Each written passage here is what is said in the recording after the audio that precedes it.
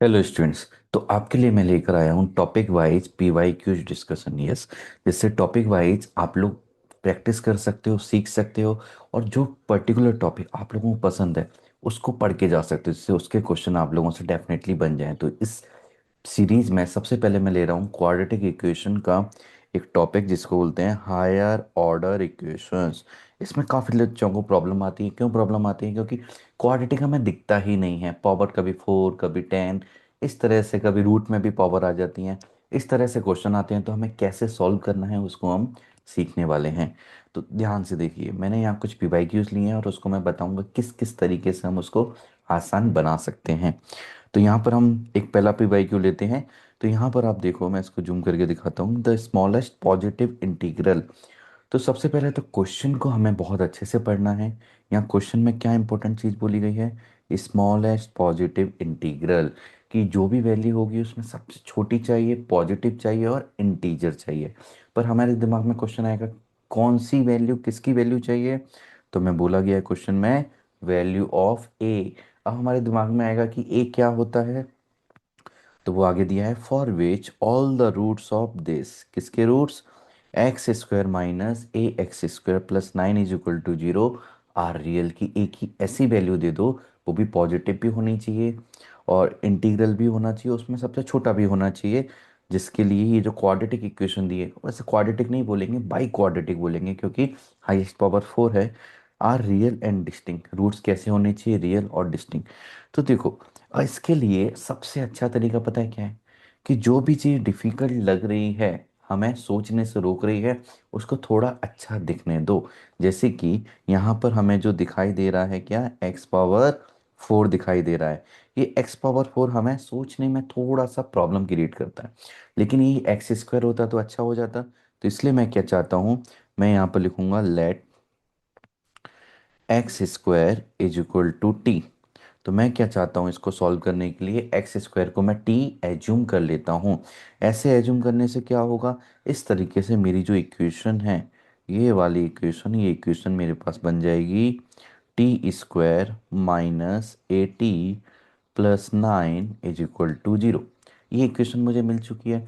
अब इस इक्वेशन को मैं नॉर्मली तरीके से सॉल्व कर सकता हूँ। मुझे पता है, यदि मुझे इसके रूट्स कैसे चाहिए? रियल एंड डिस्टिंक्ट चाहिए। तो रियल एंड डिस्टिंक्ट के लिए क्या कंडीशन होती है? कि डिस्क्रिमिनेंट हो जो होता है वो क्या चाहिए हमें? ग्रेटर देन 0 डेफिनेटली चाहिए ही चाहिए। तो इसलिए मैं डी को ग्रेटर देन 0 करूंगा और अब फिर से सॉल्व करूंगा, तो मुझे क्या मिलेगा यहाँ पर? A square minus 4 into 1 into 9 greater than 0, क्योंकि 20 का -4 इसी मैंने लगा दिया। तो यहाँ से मैं इस तरह से लिख सकता हूँ, ए स्क्वायर माइनस 36 ग्रेटर देन 0। अच्छा, 36 तो 6 का स्क्वायर होता है, तो मैं इसको लिख सकता हूँ a-6 into a+6 greater than 0। अब इसको सॉल्व करना हमें आता है, हम एक नंबर लाइन बनाएंगे। नंबर लाइन पे मार्क कर देते हैं -6 और +6। लेफ्ट में माइनस इन्फानेट होगा, राइट में प्लस इन्फानेट होगा। इस तरह से मैंने मार्क किया 9, प्लस माइनस प्लस, इस तरह से हम लिख देंगे। वे भी कर्व आप लोगों को याद होगा। और मुझे अब क्या चाहिए? यहाँ पर ग्रेटर का सिंबल है, इसलिए मुझे पॉजिटिव इंटरवल एक्सेप्टेबल है। तो मैं बोल दूंगा ए बिलोंग्स टू, क्या आ जाएगा? माइनस इन्फाइनाइट से -6 यूनियन 6 से इन्फाइनाइट। याद रखना, इन्फाइनाइट पर तो स्मॉल इंटरवल आता ही, यानी कि ओपन इंटरवल आता है, बट 6 और -6 पर भी ओपन इंटरवल आएगा। क्यों? क्योंकि जो इनइक्वलिटी हमसे बन रही है, जो आपको दिख रही है यहाँ पर, इक्वल का सिंबल नहीं है। क्यों नहीं है? क्योंकि रूट्स को डिस्टिंक्ट बोला है। इक्वल बोला होता तो डी इज इक्वल टू 0 भी हम लिख देते। तो ये हमारे पास एक आंसर आ चुका है। अब मैं डायरेक्टली यहाँ से भी आंसर दे सकता हूँ। क्यों दे सकता हूँ? क्योंकि मुझसे बोला गया है कैसी वैल्यू चाहिए? Smallest positive integral value of a. तो ए की सबसे छोटी पॉजिटिव इंटीजर वैल्यू क्या होगी? तो वो यहाँ से मुझे मिल जाएगी, और वो वैल्यू क्या हो जाएगी? 7। तो मैं बोल दूंगा कि यहाँ से a = 7 में आंसर मैं लगा सकता हूँ, सबसे छोटी पॉजिटिव और इंटीग्रल वैल्यू। पर एक रीज़न और मैं बताना चाहूँगा, कि उस वो रीज़न नहीं पता होता फिर भी ये सॉल्व हो जाता, बट वो मालूम है, देन ये क्वेश्चन को सॉल्व करने में अलग ही मज़ा आएगा। कि हमने टी एक्स स्क्वायर को टी एज्यूम किया था, तो मैं ये जो क्वाड्रेटिक इक्वेशन है यहाँ से इसके रूट्स लेना चाहता हूँ। तो टी इज इक्वल टू कितना आएगा, माइनस पी होता है तो वहाँ माइनस है तो ए आ जाएगा, प्लस माइनस रूट डी, तो वो ए स्क्वायर माइनस 36 अपॉन टू आ जाएगा। अब ध्यान से देखो कि एक्चुअल में टी क्या था, वो एक्स स्क्वायर था। तो मैं इसके दोनों रूट्स अलग अलग लिख लेता हूँ, एक बार प्लस साइन के साथ एक बार माइनस साइन के साथ। मैंने इस तरह से लिख दिया इसको। हाँ, अब ध्यान से देखो कि मैं यहाँ पर क्या चाहता हूँ कि ए निगे, यहाँ पर सपोज ए को मैंने निगेटिव डाल दिया। अब ए को यदि मैं निगेटिव कर दूंगा तो ये जो पूरा वैल्यू है, ऑलरेडी रूट के आगे निगेटिव है, ए के निगेटिव होते ही पूरी वैल्यू जो है निगेटिव हो जाएगी। और स्क्वायर नंबर कभी निगेटिव के इक्वल हो सकता है क्या? नहीं, हमें रूट ही नहीं मिलते, इसीलिए हम ए को निगेटिव ले ही नहीं सकते। हाँ, सेकंड टाइम में ले सकते हैं क्या कि बीच में प्लस आ रहा है? नहीं, क्योंकि ए यहाँ पर निगेटिव हो गया। तो देखो ये जो वैल्यू है, ए स्क्वायर माइनस 36 का स्क्वायर रूट, यदि ए स्क्वायर होता तो स्क्वायर रूट ए आ जाता, लेकिन ए स्क्वायर में 36 सब्ट्रैक्ट हो रहा है, कोई नंबर सब्ट्रैक्ट हो रहा है, देन स्क्वायर रूट में वो वैल्यू ए से और छोटी आ जाएगी। और आगे माइनस ए होगा, यदि ये निगेटिव है तो ये वैल्यू भी निगेटिव हो जाएगी, मतलब कोई रियल रूट हो ही नहीं सकते। तो इसलिए हम कंफर्म भी बोल सकते हैं कि ए क्या होना चाहिए, डेफिनेटली ग्रेटर देन जीरो होना ही चाहिए। आई होप आपको समझ में आया होगा कि हमने क्या किया, एक्स स्क्वायर को टी लिया, then d greater than zero किया, उससे एक इनइक्वलिटी बनी, उसको सॉल्व किया बेबीकर मेथड से, वहां से ही हमने डायरेक्ट आंसर दे दिया। बट बाद में हमने देखा ये यहाँ इस पोर्शन में कि हमें ए डेफिनेटली पॉजिटिव चाहिए ही चाहिए। तो इस तरीके से भी हम बोल सकते हैं कि एक की आंसर क्या होगा, 7 ही होगा। क्लियर? चलिए नेक्स्ट क्वेश्चन पर हम आगे बढ़ते हैं। देखो इस क्वेश्चन को ध्यान से देखो, यहाँ पे क्या बोला, the number of solutions of the equation is, इस इक्वेशन को सॉल्व करके बताओ कितने सॉल्यूशन होंगे। तो मुझे ध्यान से बताओ आखिर इस क्वेश्चन को पढ़ने में, सॉल्व करने में कौन हमें प्रॉब्लम क्रिएट कर रहा है। तो हमें जिससे डर लग रहा है वो नंबर्स क्या हैं, 1 अपॉन ये 9 अपॉन एक्स। 9 में भी 9 से प्रॉब्लम नहीं है, वो डिनोमिनेटर में जो एक्स आ रहा है। पर इससे भी गंदा कौन दिखाई दे रहा है, ये रूट एक्स। ये रूट एक्स दिखाई दे रहा है, सेम पैटर्न दूसरे में भी फॉलो हो रहा है, एक्स और रूट एक्स। तो इस तरह के क्वेश्चन को कैसे सॉल्व करना है वो भी हम देखते हैं। तो देखो मैं क्या करना चाहता हूँ, ध्यान से देखना, मैं एक सब्स्टिट्यूशन करूंगा, सिंपल सा, क्वेश्चन आसान हो जाएगा। Let 1 upon root x is equal to t. 1 upon root x को मैंने क्या डाल दिया, टी डाल दिया। इससे क्या होगा कि मेरा जो क्वेश्चन है, ये पूरा का पूरा क्वेश्चन ध्यान से देखो, यदि 1 upon root x is equal to t है, तो इससे मैं बोल सकता हूँ 1 अपॉन एक्स क्या हो जाएगा, टी स्क्वायर, दोनों तरफ स्क्वायर कर देंगे तो ऐसा आ जाएगा। नौ मेरी जो इक्वेशन बनेगी वो बनेगा 9 t square minus 9 t plus two, bracket close, second 2 t square minus 7 t plus 3 is equal to zero. तो इस तरह से मेरी ये इक्वेशन बन जाएगी। और यहाँ देखो क्या मैं फैक्टराइज कर सकता हूँ, तो यहाँ 9 इंटू 2 18 होगा, तो यस मैं कर सकता हूँ। 9 t square minus 60 -3 T plus to ऐसा आ गया, इंटू, अब 2 इंटू 3 कितना होता है, 6 होता है, yes, 2 t square -60 -t plus 3 is equal to zero. तो नाउ इसमें से क्या कॉमन आ जाएगा, यहाँ पर 3 टी कॉमन आ गया, बचेगा क्या, 3 टी -2। यहाँ से माइनस कॉमन आएगा, 3 टी -2, बड़ा ब्रैकेट, एंड नाउ यहाँ पर भी हम कॉमन निकाल देंगे, कुछ क्या आ जाएगा, 2 टी कॉमन आ जाएगा, T-3, यहाँ से -(T-3) is equal to zero. तो पूरा मैं ये चीज़ कॉमन निकालना चाहता हूँ, तो आ गया 3 T-2 इंटू 3 T-1, यहाँ पर टी माइनस, ये T-3 को कॉमन निकाल देंगे हम, और यहाँ पर आ जाएगा 2 T-1 is equal to zero. तो हमें देखो 4 फैक्टर्स मिल गए। तो यहाँ से मैं कंफर्म बोल सकता हूँ टी की कितनी वैल्यू आएंगी। पहला वाला हमें देगा 2/3, सेकंड वाला देगा 1/3, नेक्स्ट आ गया 3, एंड लास्ट वाला आ गया 1/2।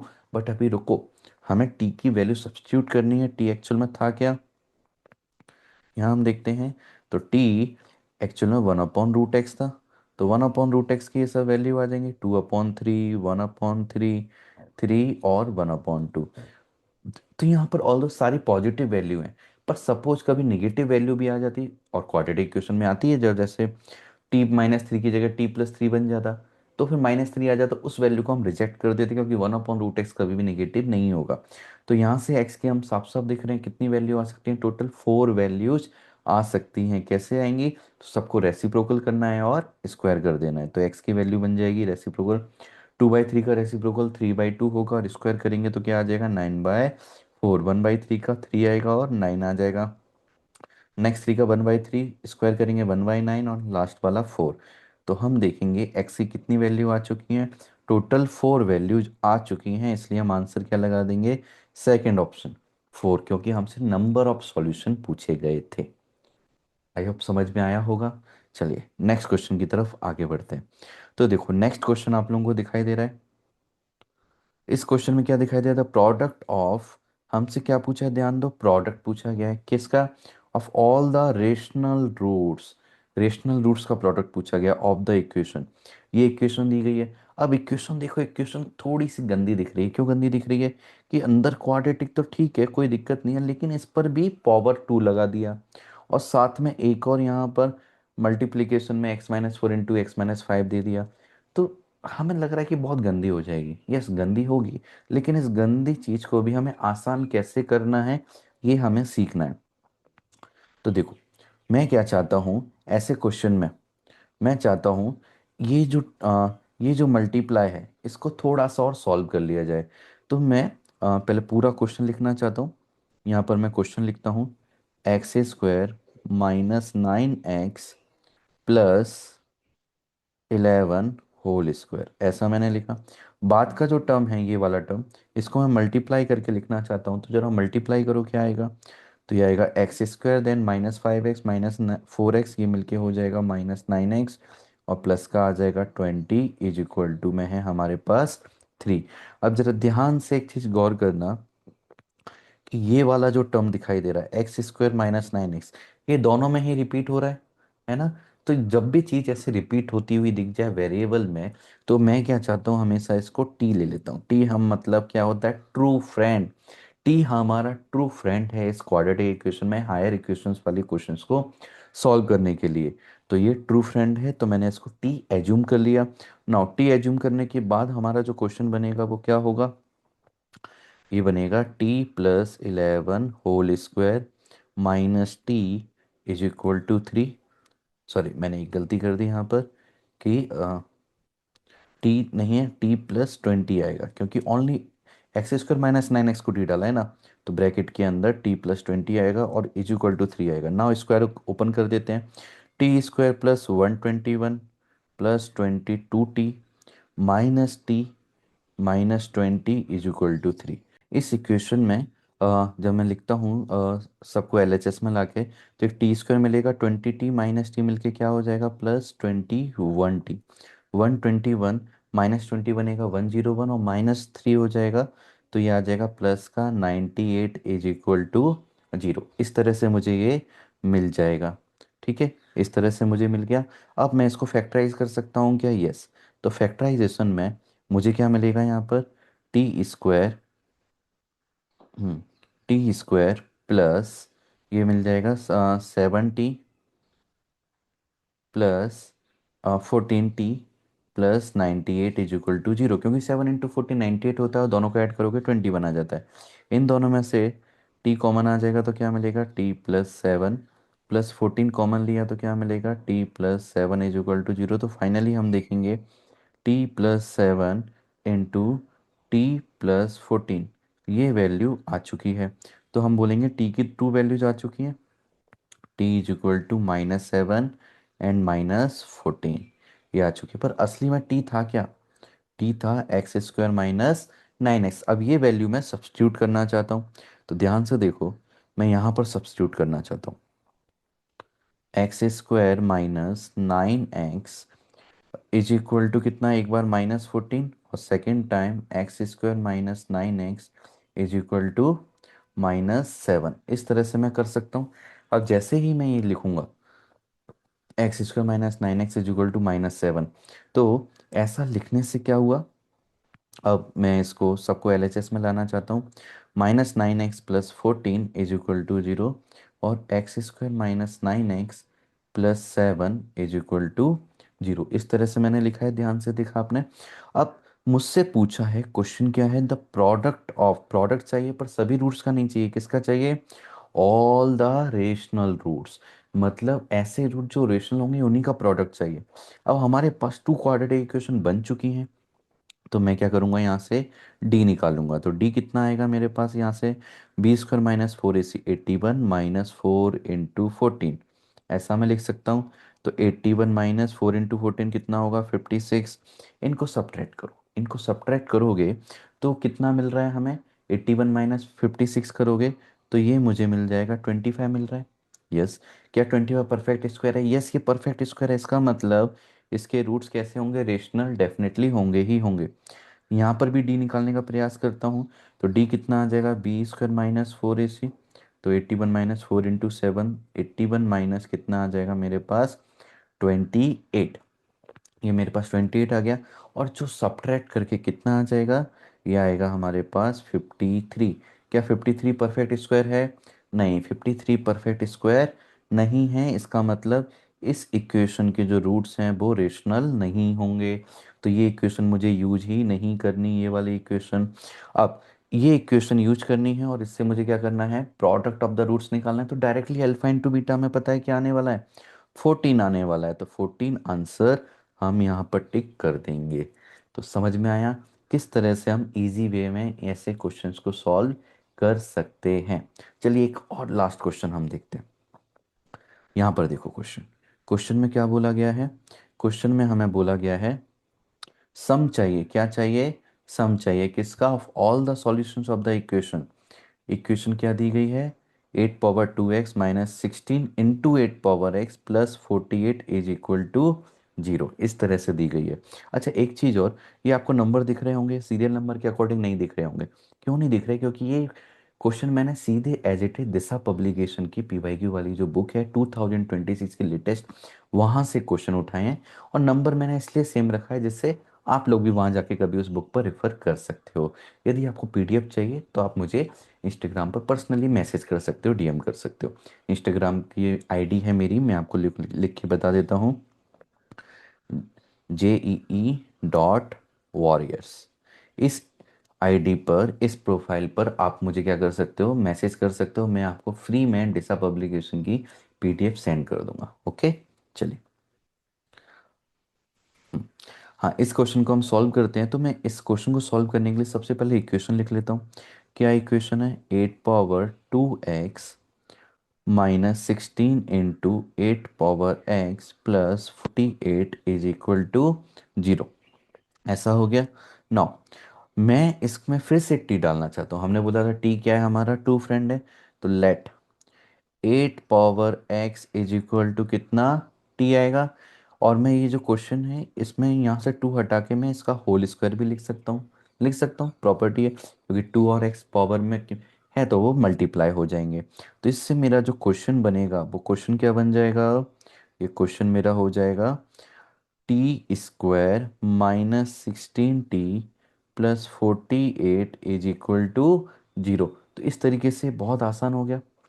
अब अब मैं क्या करना चाहता हूँ, आ, इसको फैक्टराइज करना चाहता हूँ। इसको फैक्टराइज करेंगे तो क्या होगा, मुझे 16 सम चाहिए और प्रोडक्ट क्या चाहिए, 48 चाहिए। ये क्या हो जाएगा, 12 और 4 से हो जाएगा।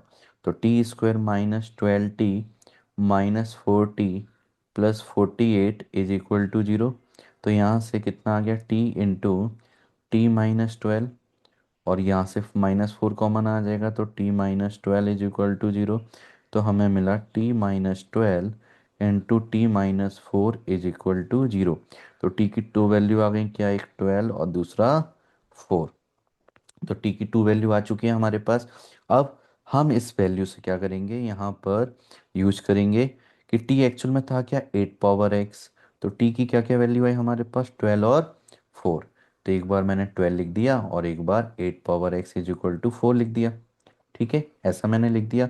अब जब भी ऐसा लिखा तो अब मुझे एंटी लॉग लेना है। तो x की वैल्यू यहाँ से क्या मिलेगी मुझे, log of 12 बेस 8। यदि हम ऑप्शन में देखेंगे, एक जगह बेस क्या दिखाई दे रहा है मुझे, 6 दिखाई दे रहा है। है ना। यहाँ पर इस ऑप्शन में, ए ऑप्शन में बेस कितना है, 6 है। तो ये ऑप्शन तो हम वैसे ही रिजेक्ट करने के कंडीशन में है। पर अभी रुक जाओ, अभी और ऑप्शन भी हम चेक करते हैं। सेकंड में बेस 8 है, फोर्थ में भी बेस 8 है, थर्ड में भी बेस 8 है। तो मैं अभी दूसरी वैल्यू और लिखना चाहता हूँ यहाँ पर। यहाँ से x इज इक्वल टू कितना आ जाएगा मेरे पास, log 4 बेस 8। तो हमारे पास दो वैल्यू आई है, लेकिन सिंगल करेक्ट क्वेश्चन है तो इसलिए एक ही लगाएंगे। और ये ऑप्शन मुझे डायरेक्टली कहाँ दिखाई दे रहा है, ऑप्शन नंबर 4 में। तो इसलिए मैं इसको डायरेक्टली टिक कर दूंगा।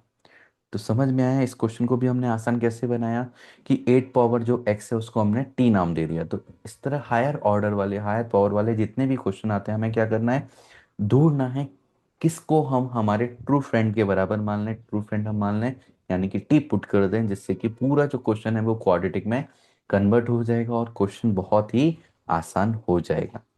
तो इसी तरह की सीरीज में नेक्स्ट टॉपिक में हम मिलते हैं। नेक्स्ट टॉपिक में मैं कवर करने वाला हूँ न्यूटन्स फॉर्मूला।